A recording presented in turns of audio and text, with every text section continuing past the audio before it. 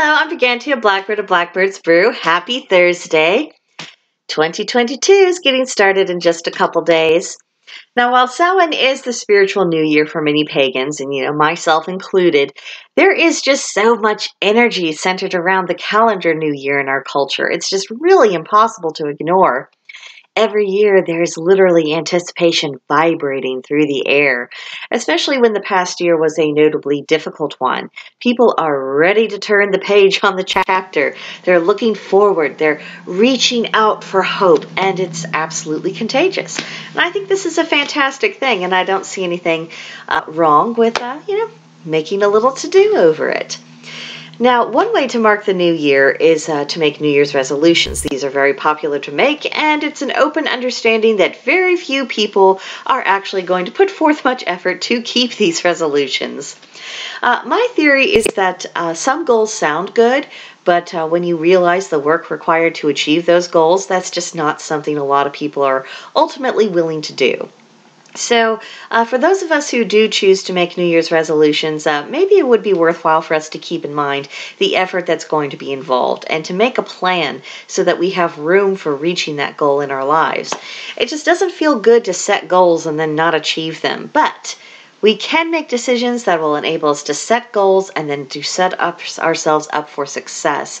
And making a realistic plan for reaching those goals is just one way of many to do so. Divination for the coming year is also fun to do. You could lay out 12 cards, one for each month, or maybe 8 cards representing the Sabbats in the next year. And this will give you an overview of what kind of energy you're going to be dealing with in your life. And of course, you could use tarot cards, or you could use runes or Ogham, or the divination tool of your choice. But whatever you do, write it down.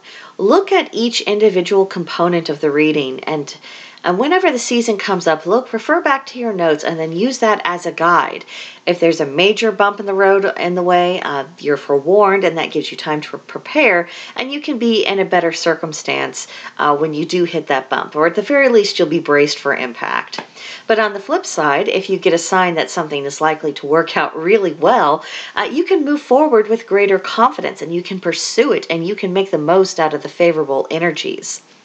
Now, New Year's Day is an excellent moment for purification.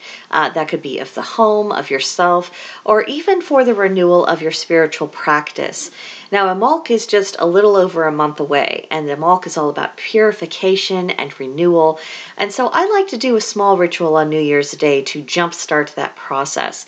It's also the day that I put away the Yule decorations, and I simplify how things look around the house, and I deliberately avoid anything that would cause me to feel overstimulated. So the 1st of January is definitely not a day when I would turn on the news to find out what's going on in the world.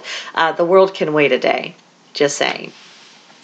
And that also brings me to kind of my last idea about how to, mark this calendar new year, and it's by journaling. There is something very nice and very satisfying about starting a new journal at the start of a calendar year, of writing down that January the 1st and writing the new year date for the first time. And then when you take into consideration that winter is a very contemplative season, and we're looking inward, we're even staying inward, we're cozy inside of our houses, probably with as many Afghans and blankets as possible. But this is also a time for dreaming. January is the blank slate of the calendar year.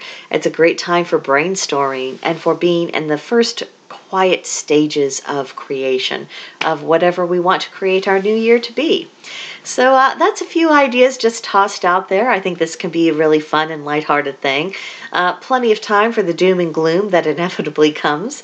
But for now, just looking at the possibilities, the good possibilities, and trying to think of some ways to bring those into being.